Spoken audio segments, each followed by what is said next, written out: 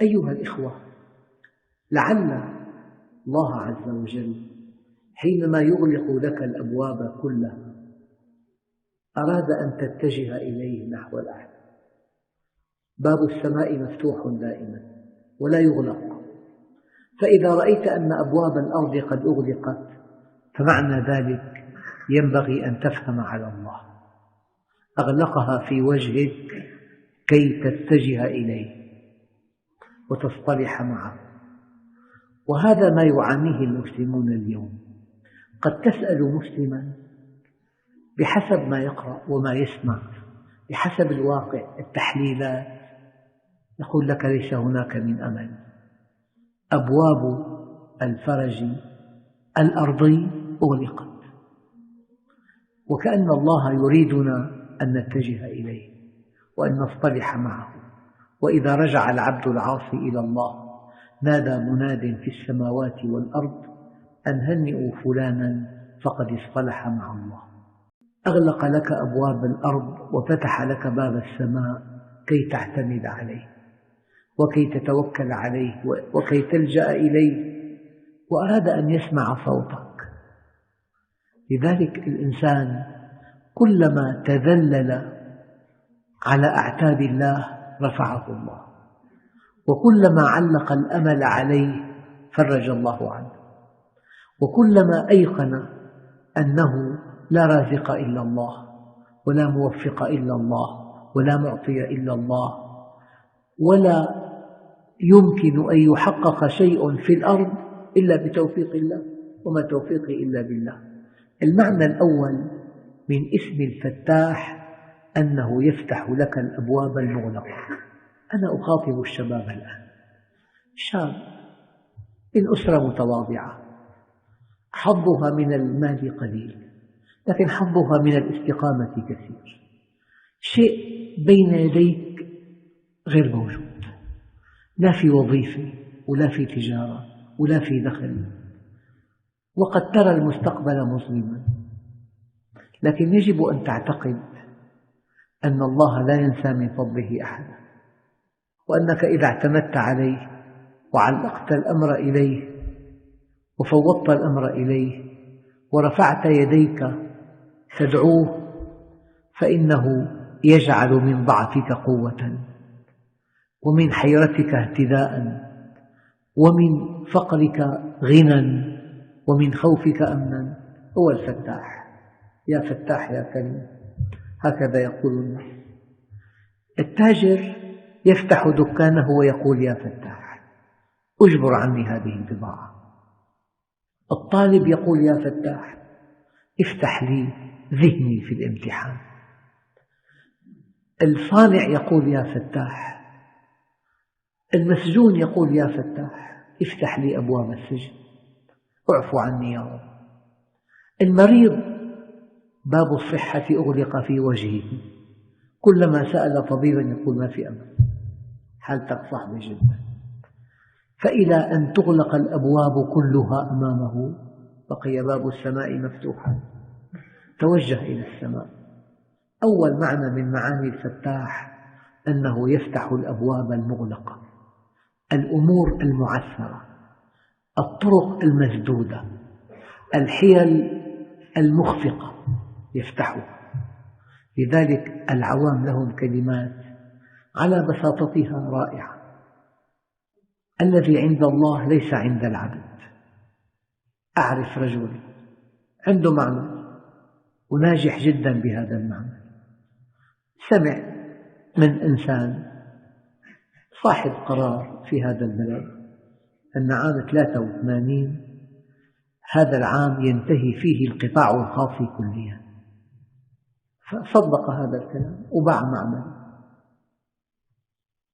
ثم فتحت الأمور وسمح بالاستيراد المواد الأولية وراجت البضاعة رواجا عجيبا. هو خطأه أنه صدق هذا الإنسان، ولو أنه اعتقد أن الذي عند الله ليس عند أحد، وأن الغيب لا يعلمه إلا الله، وأن الله هو الفتاح العليم. نزلت فلما استحكمت حلقاتها فرجت. اشتدي أزمة تنفرجي. والآن الأزمة في أشدها على المسلمين في العالم كله. يوشك أن تداعى عليكم الأمم كما تداعى الأكلة إلى قصعتها. كل من في الدنيا يتربص بنا. فلذلك الفتاح هو الذي يفتح لعباده أبواب فضله، أبواب رحمته، أبواب التوفيق، أبواب النصر، أبواب الغنى. قولوا يا فتاح يا عليم. المعنى الثاني من اسم الفتاح: ربنا افتح بيننا بالحق. خصومات، خلافات، كل يدعي أنه على حق، وكل يدعي أن تحليله صحيح، وكل يدعي أن رؤيته صائبة، وكلهم مختلفون، لكن الله سبحانه وتعالى هو الذي يفصل بينهم في الدنيا والآخرة. الله هو الفيصل الذي يفصل الحق عن الباطل. أيام خلاف زوجي مستحكم، ربنا افتح بيننا. خلاف بين شريكين مستحكم، ربنا افتح بيننا. خلاف بين حضارتين مستحكم، ربنا افتح بيننا. هم يتهموننا أننا إرهابيون وقتلة وجهال ومتخلفون، ونحن معنا وحي السماء، معنا منهج الله، معنا رحمة الله، لكن هم يعتقدون خطأ أننا متخلفون، ونحن نعلم علم اليقين أننا على حق، المؤمنين طبعا. فلذلك قل ربنا افتح بيننا بالحق، يعني أظهر دينك يا رب. مرة نور الدين الشهيد أراد أن يواجه التتار، وقد اكتسحوا العالم الإسلامي وتفننوا في إذلاله وفي تقتيل أبنائه. برج الروس 50,000 رأس صفت على شكل برج، سجد وبكى في السجود. واسمحوا لي بهذه الكلمة، في أثناء دعائه قال: يا رب، من هو الكلب نور الدين حتى تنصره؟ انصر دينك يا رب. يعني الآن الهجمة على إسلامنا، إسلامنا يحاكم، قرآننا يحاكم، لا يريدون لهذا الدين أن تقوم له قائمة. حرب عالمية ثالثة معلنة على الدين. قال له: يا رب، من هو الكلب؟ يصف نفسه نور الدين حتى تنصره، انصر دينك يا رب. لذلك الفتاح هو الذي يحكم بين عباده، هو الذي يفصل بينهم، هو الذي يقول بفعله: أنت على حق وأنت على باطل.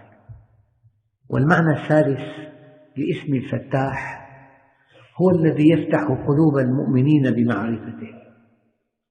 الآية الكريمة: والباقيات الصالحات خير عند ربك ثوابا. ما الباقيات الصالحات؟ سبحان الله والحمد لله ولا إله إلا الله والله أكبر. إن سبحته وحمدته ووحدته وكبرته فقد عرفته، وإن عرفته عرفت كل شيء، وما فاتك شيء وما فقدت شيئا. إذن المعنى الثالث للفتاح: هو الذي يفتح لك أبواب معرفته. وشرف المعلوم من شرف العلم، وشرف العالم من شرف المعلوم.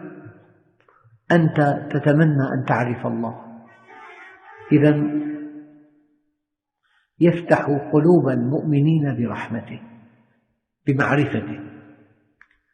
الآن في ضيق، في قلق، في كآبة، ويفتح لك باب الأنس به. وفي حجاب، يفتح لك باب الإقبال عليه.